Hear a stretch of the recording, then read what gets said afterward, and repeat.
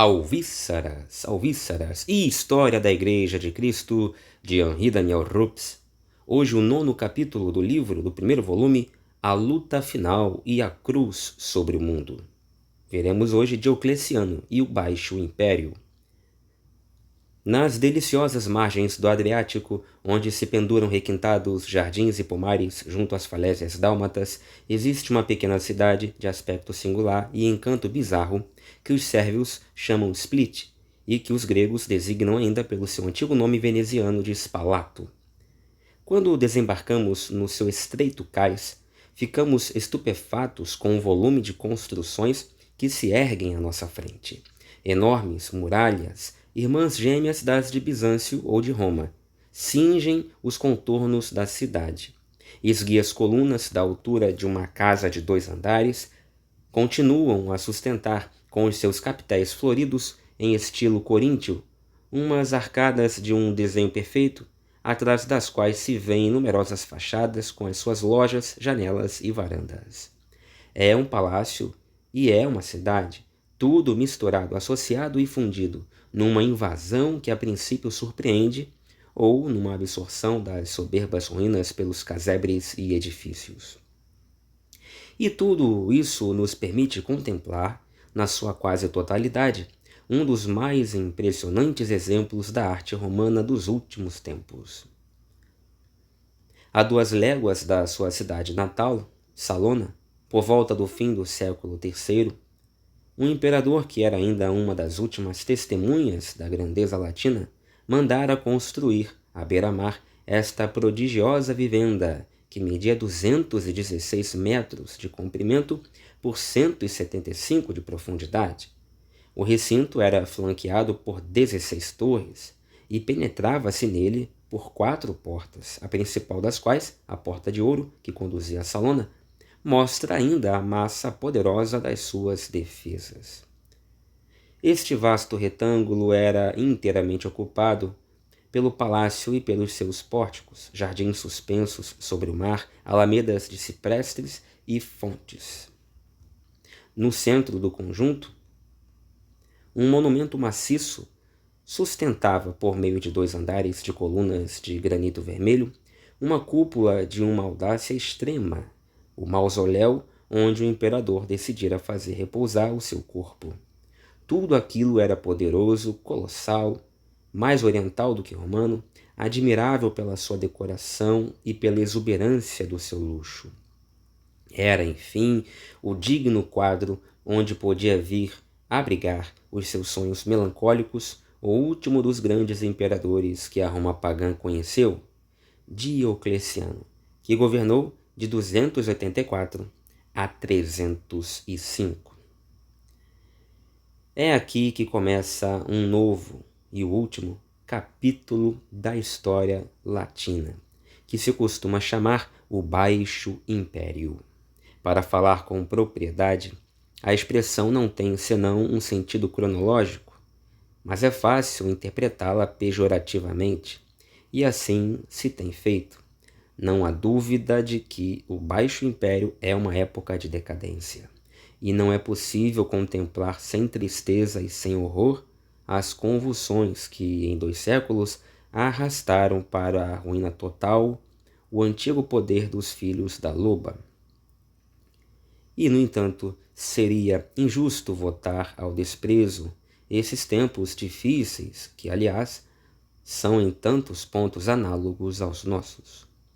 Alguns homens tentaram fazer face ao destino, reconstruir a ossatura do velho império e sustar o assalto dos bárbaros. Diocleciano, como mais tarde Constantino e Teodósio, são 3 imperadores que a história nos permite admirar. Diocleciano era um homem grande, de nobreza, de nobre estatura e aspecto vigoroso. A sua impassibilidade dissimulava um temperamento violento, cheio de contradições.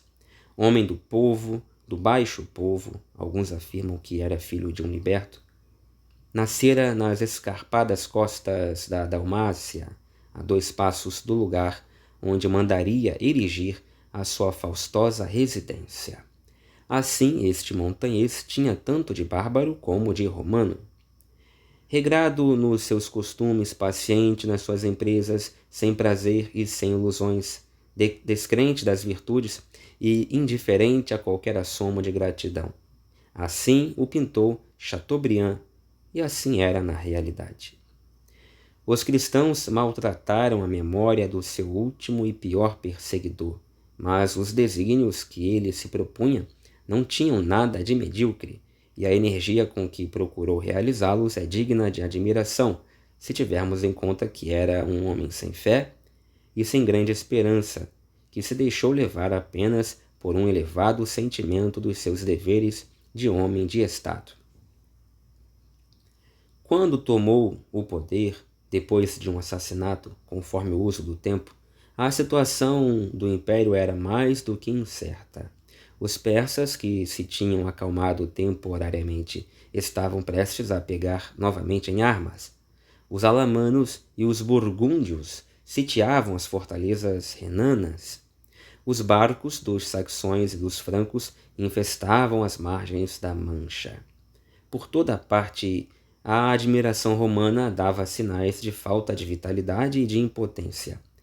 E em muitas províncias verificava-se uma espécie de desagregação espontânea da ordem, que se traduzia na brusca investida sobre as cidades de umas massas enfurecidas e frenéticas. Na Gália, a revolta dos bagaldes, os vagabundos, camponeses arruinados, devedores, insolventes, escravos fugitivos, todos reunidos para grandes rapinas e massacres. Na Mauritânia e ao sul da Tunísia, as sublevações cabilas. E a todos estes terríveis sintomas de desagregação vinha juntar-se a já tradicional ameaça de pretendentes ao trono que na Bretanha e no Egito se faziam proclamar imperadores pelas suas legiões. Então era um clima de grande desagregação, de perigo para a Roma unificada. Esses bagaldes, que quer dizer vagabundos, né? Aliás, a palavra vagabundo parece vir de bagaldes, mas o fato é que vagabundo significa aquele que vaga com abundância, que vive vagando, né? Que vaga muito, ou seja, que anda demais, que vive perambulando, sem, se parar, se deter numa coisa, numa atividade, né?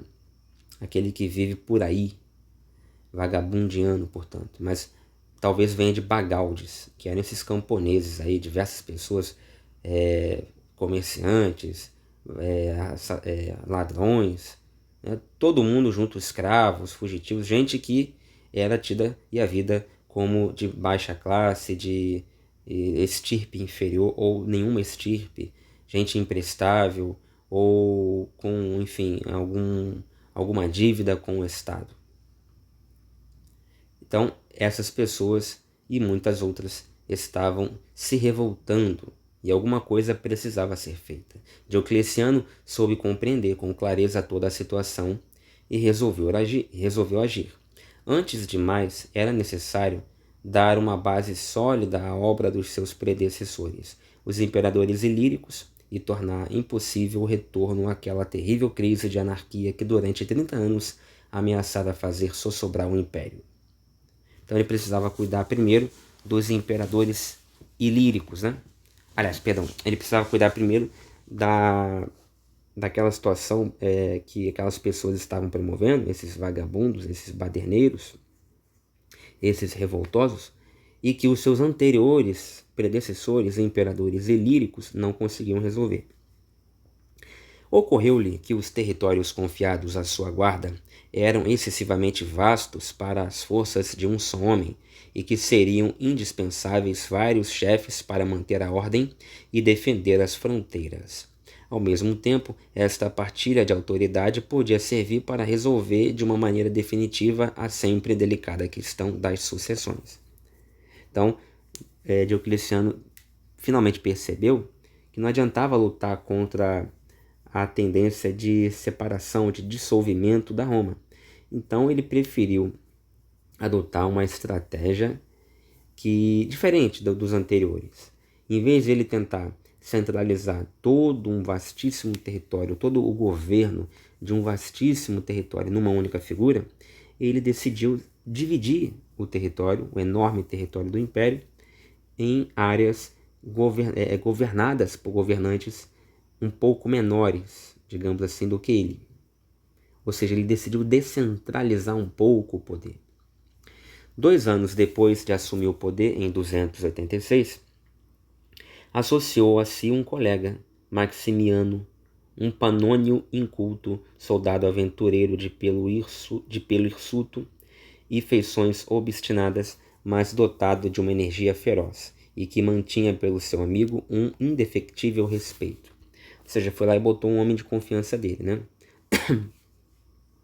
Maximiano adotou o sobrenome de Hércules, enquanto Diocleciano reservou para si o de Júpiter, o que marcava bem as distâncias. O império foi dividido em 2 partes, ficando Diocleciano com o Oriente e Maximiano com o Ocidente. Estava criada a diarquia, ou seja, governo de 2, né? O sistema foi completado em 293, ou seja, quase 10 anos depois, com a criação de 2 novos imperadores, que, como os primeiros, exerciam o poder em regiões distintas, ocupando, no entanto, uma categoria inferior. Diocleciano e Maximiano detinham o título de Augustus, ao passo que os outros 2 eram somente Césares. E assim nasceu a tetrarquia.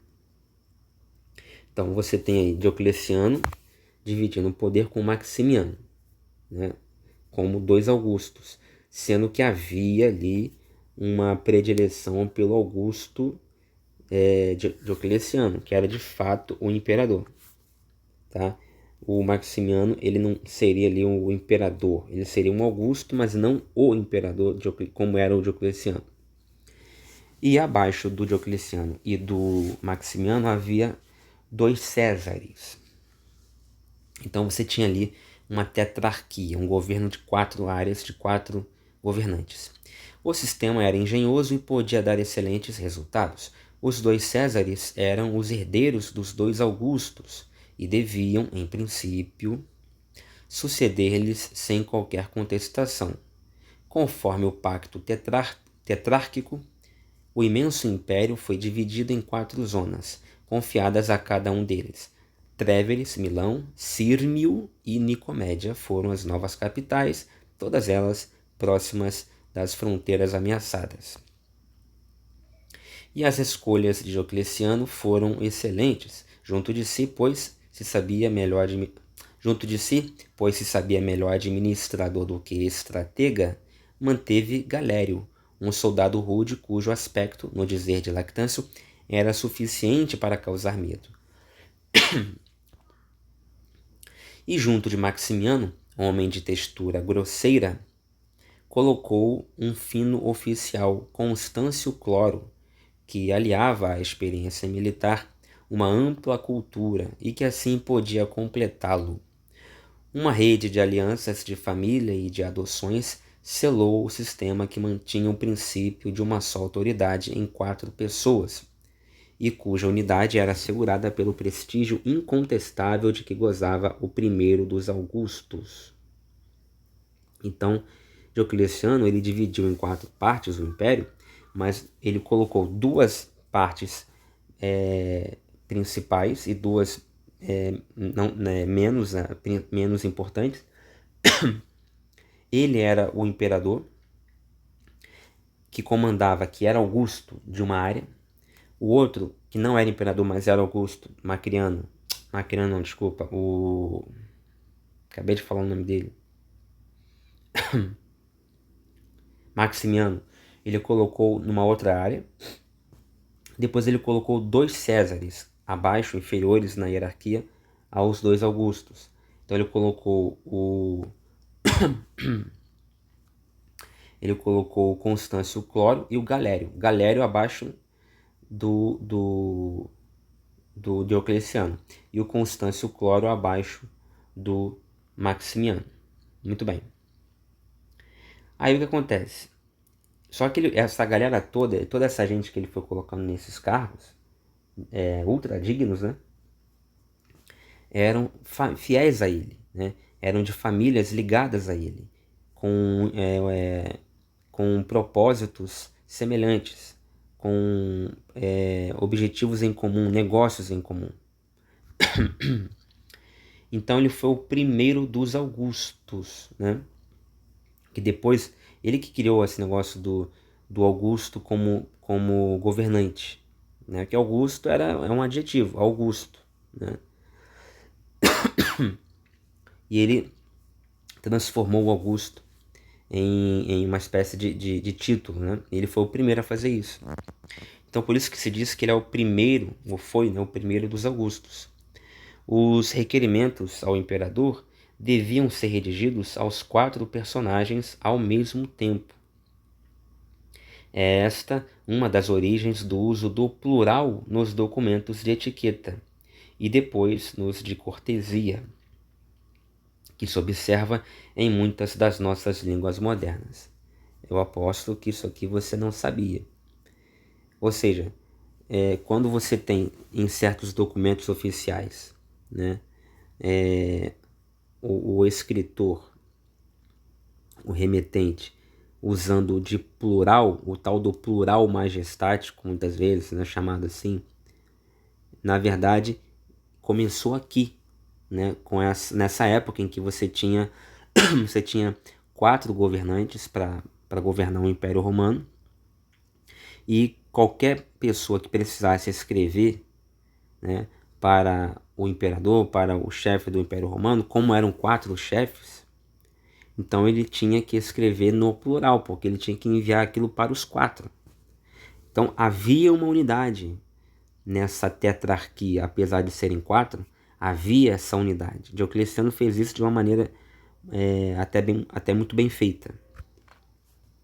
Por isso que ele conseguiu ficar bastante tempo no poder, né? Estabelecida nessas bases, a tetrarquia empreendeu uma vasta tarefa de salvaguarda e organização. Enquanto os burgúndios, os alamanos e os outros teutões eram repelidos desordenadamente para além do Reno, e os persas do rei Narsés eram obrigados a ceder províncias situadas à esquerda do Tigre, destinadas a formar um escudo protetor em torno das planícies mesopotâmicas. Enquanto a Bretanha, o Egito e a Cabila regressavam à ordem, e os bagaldes eram exterminados em Samor, junto do Marne, realizava-se um imenso esforço para estabelecer o império em bases sólidas. A administração foi organizada de forma estritamente centralizada. O instrumento de ação do governo foi o antigo Conselho do Príncipe, que existia desde Augusto, mas reforçado, remodelado e dotado de uma competência universal no que se referia à justiça e à administração, agora com o nome de Consistório Sagrado. E Diocleciano fê-lo trabalhar a pleno vapor. O exército, aumentado, depurado e reforçado quanto à cavalaria, passou a ter como oficiais apenas soldados de carreira e deixou de estar vinculado à política. O poder militar e o poder civil eram agora coisas claramente distintas. Na administração local, a grande reforma foi a das províncias, novamente demarcadas e algumas delas fracionadas, mas ao mesmo tempo agrupadas em quadros novos, as 12 dioceses. Opa, olha aí, ó. Nome familiar, né? Diocese. Na Igreja Católica tem as dioceses. Pegou daqui. A Igreja Católica Apostólica, ela é romana, não é à toa. Quanto às finanças, objeto constante das preocupações imperiais, foram melhoradas com um novo cadastramento, um novo cálculo da receita tributária e uma reforma das moedas para melhorar a cunhagem. Mas a verdade obriga a dizer que quando Diocleciano tentou acabar com o alto custo de vida, recorrendo ao tabelamento mediante o Edito do Máximo de 301, não obteve, como é costume, senão resultados irrisórios, e a alta dos preços continuou. Todo este esforço, porém, não deixa de ser grandioso, Estes imperadores da tetrarquia, que não publicaram menos de 1.200 leis, todas elas cheias de equidade, que multiplicaram os grandes trabalhos, que favoreceram as escolas, desenvolvendo a de Beirute e restabelecendo as de Autun e de Bordeaux, bem merecem ser contados entre as grandes figuras romanas. Mas, a bem dizer, podemos falar ainda de Roma e das suas tradições? Ainda existe aquela Roma de outrora? Não, é um outro regime que se instaura. É o último arremate daquelas tendências que tinha sido possível discernir desde os princípios do Império e que agora triunfam definitivamente. Os censores de Roma tomam como modelo os soberanos do Oriente, os antigos faraós do Egito, cujo absolutismo não tinha limites, e os reis sassânidas, que tão bem tinham sabido organizar o Império Persa em proveito próprio. O que Diocleciano,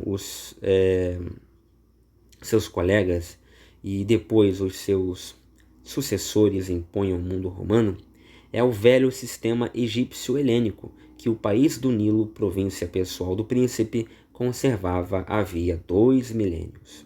Desenvolvimento da hierarquia oficial, regime de tributos em espécie e em trabalho gratuito obrigatório, estatutos rígidos para as corporações de ofício hereditários, obrigatoriedade de o cultivador ficar preso à sua terra e de o artista e o comerciante continuarem na mesma profissão, tal é o colete de ferro, enfim, em que o Alto Império começara a encerrar o mundo e que Diocleciano afivelava. Tratava-se, em última análise, de funcionalismo e papelada, um conjunto de remédios a que sempre têm recorrido os regimes em declínio. E eis que, no cume de todo este edifício grandioso, ainda que frágil, se ergue uma imagem nova, mais grandiosa ainda, realização derradeira das tendências e dos desejos antigos. Por cima de toda essa imensa multidão de vassalos, ergue-se o Imperador Deus, o déspota oriental, o Senhor Todo-Poderoso, cujo absolutismo reveste um caráter metafísico. Os imperadores da tetrarquia realizam lucidamente aquilo que haviam sonhado os mais loucos dos seus predecessores, como Calígula e Domiciano no século I, Cômodo no século II e Heliogábalo no III. Fazem-se deuses em vida. Todo o espaço em que se movem é declarado sagrado. Sacrum Palatinum, Sacrum Palacium, melhor dizendo, Sacrum Cubiculum. Ou seja, todo lugar onde eles estão, em seus palácios, é chamado sagrado. O seu título oficial é Dominus et Deus, Senhor e Deus, e a sua fronte, adorna-se com o diadema místico copiado dos sassânidas, símbolo do sol e da eternidade. O público só os vê vestidos à maneira de ídolos, com pesados tecidos bordados, que caem em pregas resplandecentes, cintos de ouro, mãos e tornozelos cintilando com finas pedrarias. E todo aquele que lhes fale tem de cumprir o rito da adorácio, da prosquinesis, ou prosquinesis, prostrando-se profundamente e beijando uma das abas do manto imperial. Então, o rito da adoração e da prosquínesis, que é quando o sujeito precisa se prostrar, se ajoelhar perante o seu imperador, em sinal de deferência, de deferência mesmo, né? de veneração, né? Inclusive beijando uma das suas abas, né? Ou do braço direito ou do braço esquerdo. Enfim. Então, assim era, ou assim foi, o período em que Diocleciano governou. Muitas mudanças, principalmente mudanças administrativas muito profundas. No próximo vídeo, veremos a mais terrível das perseguições que esse mesmo Diocleciano irá envidar, irá promover contra os cristãos. A última felizmente a última das grandes perseguições, mas a mais terrível. É claro que a gente fala isso porque a gente não está levando em consideração as perseguições que hoje mesmo estão acontecendo pelo mundo, né? O século XX, que passou, tem um pouco mais de 20 anos, nos deixou há pouco mais de 20 anos, foi o século em que mais morreram cristãos por motivos de sua fé, por motivos de fé, né? Então, a gente fala muito das perseguições da igreja primitiva, do início do cristianismo, porque são mais famosas, né? Historicamente falando.